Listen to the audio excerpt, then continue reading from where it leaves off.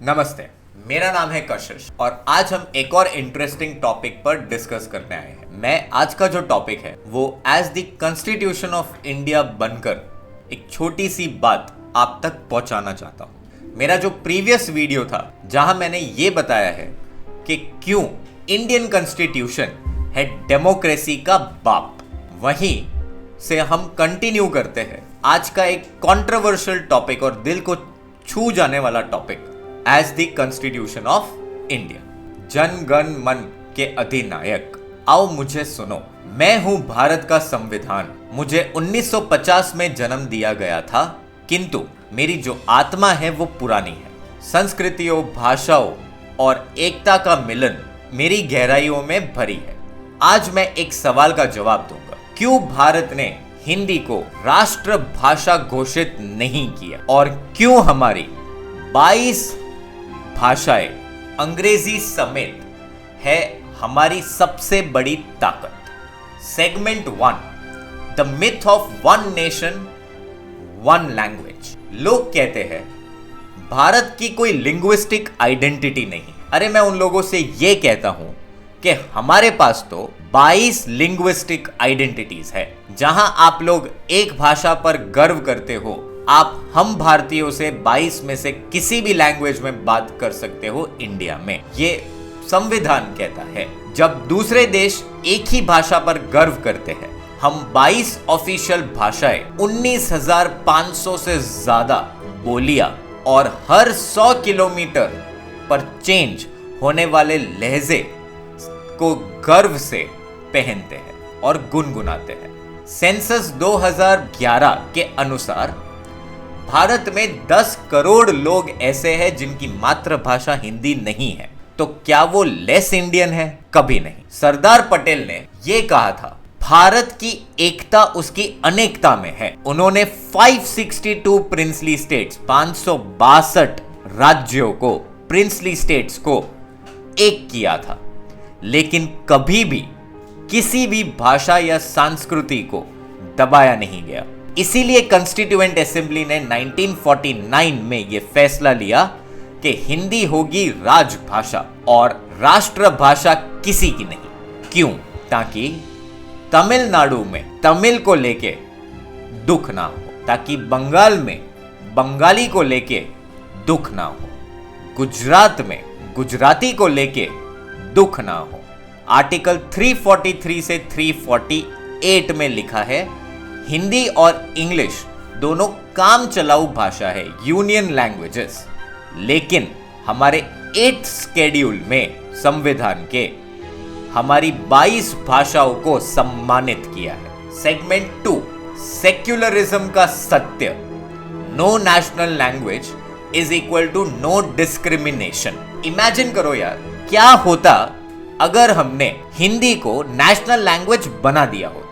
याद करो 1965 में, 1965 में तमिलनाडु के rights against anti Hindu ideology, अगर हमने 1965 में हमारी विल थोप दी होती, इन्फोर्स कर दी होती, तो आज जैसा 1971 में पाकिस्तान के साथ हुआ, जब उन्होंने बांग्ला भाषा को दबाने के चक्कर में पूरे देश का ही बंटवारा कर बैठे, तो इंडिया ऐसा नहीं चाहेगा, क्योंकि इंडिया एक सेक्युलर देश है।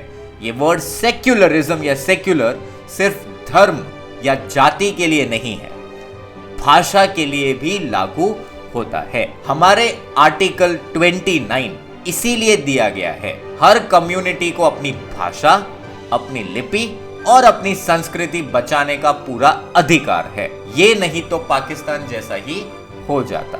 सेगमेंट 3, अंग्रेजी अ ब्लेसिंग इन डिस्गाइज। हां, हम मानते हैं कि अंग्रेजी या तो अंग्रेज लोग ने हम पर 200 साल राज किया। अब उन्होंने जो भी चीजें अच्छी की, बुरी की, मैं उस पर तो डिटेल में नहीं जाऊंगा इस वीडियो में, किंतु एक चीज जो वो हमको सही देके गए by chance was English. English को हम कितनी भी गालियां दे, पर वो हमारी सिल्वर लाइनिंग है। 1947 में अंग्रेजी को टेम्पररी लैंग्वेज घोषित किया गया था, लेकिन आज वो एक न्यूट्रल ब्रिज है। साउथ की तमिल, नॉर्थ की हिंदी, ईस्ट की उड़िया, इन सभी को एक माध्यम जो जोड़े रखता है वो है अंग्रेजी। WTO से लेके इसरो तक ग्लोबल स्टेज पर हम अंग्रेजी के दम पर डोमिनेट कर पाते हैं, और कुछ देश जैसे चीन और जापान अपनी वीक अंग्रेजी की वजह से ग्लोबल डिप्लोमेसी में पीछे रह जाते हैं। प्लस दुनिया की 20% IT वर्कफोर्स भारत की है। क्यों? अगर अंग्रेजी नहीं होती भाई, तो बेंगलुरु में जो आप बैठ के सिलिकॉन वैली चिल्ला रहे हो, क्या आप चिल्ला पाते? Segment 4, cultural richness is equal to soft power. अब यूनेस्को के अनुसार भारत दुनिया का चौथा मोस्ट कल्चरली पावरफुल देश है, क्योंकि हमने अपनी भाषाओं पर गर्व करना सीखा। हमने हमारी भाषाओं को इंपॉर्टेंस देना सीखा। तमिल हो, संस्कृत हो या तेलुगु हो, ये तीनों ही 5000 साल पुरानी लैंग्वेजेस है। बॉलीवुड के गानों में पंजाबी मिक्स है। साउथ की फिल्म्स पैन इंडिया लेवल पर हिट हो रही है, और बाहुबली के तो क्या कहने। 22 भाषाएं मतलब 22 कहानियां, 22 बिजनेस मार्केट्स और 22 तरीके जिनसे आप लोगों से काम करवा सकते हो। और हां, हिंदी तो बढ़ी जा रही है मेरे दोस्तों। 2011 की अगर मैं आपसे सेंसस की बात करूं तो 55% इंडियन लोग हिंदी या तो समझ सकते हैं या तो बोल सकते हैं, और ये सारी चीजें अचीव हुई है बिना हिंदी को फोर्सफुली इंपोज किए। जब फ्रांस अपनी फ्रेंच पर गर्व करता है, चाइना मैंडरिन पर गर्व करता है, हम अपने 22 रत्नों को पहन के गर्व से सर उठा के घूमते हैं। हिंदी हमारी राजभाषा है, पर हर भाषा हमारी राष्ट्रभाषा है। सरदार पटेल ने भी यही कहा था कि एकता का जो सपना उन्होंने देखा था कि भारत का डिवीजन कभी भी on the basis of religion या तो कास्ट या तो on the basis of language नहीं होगा। आज जब पाकिस्तान या श्रीलंका की आप हालत देखते हो, लैंग्वेज के नाम पर झगड़ रहे हैं, हमारा कॉन्स्टिट्यूशन धारा 51 को दबाए हुए बैठा है, जो ये बताता है कि हिंदी को डेवलप करने के लिए क्या प्लान्स है। आज तक वो पार्ट लागू नहीं हुआ गया है। यही तो खूबसूरत बात है हमारे कॉन्स्टिट्यूशन की। याद रखो, जब तक भाषाएं है तब तक भारत है, और जब तक भारत है तब तक वो दुनिया को दिखाता रहेगा कि यूनिटी इन डाइवर्सिटी बस एक फ्रेज नहीं है, ये हमारे डीएनए में। तो आज के लिए बस इतना ही। हम मिलेंगे हमारे नेक्स्ट वीडियो में।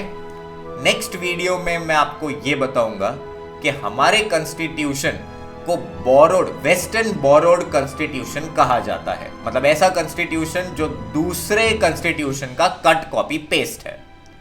आओ आपको नेक्स्ट वीडियो में मैं ये सिखाता हूं कि हमने दूसरी कंट्रीज से क्या सीखा और हमारी खुद की संस्कृति से हमने क्या हासिल किया। तो आज के लिए इतना ही।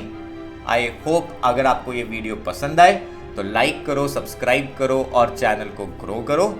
आज के लिए इतना ही। अगेन, जय श्री कृष्ण।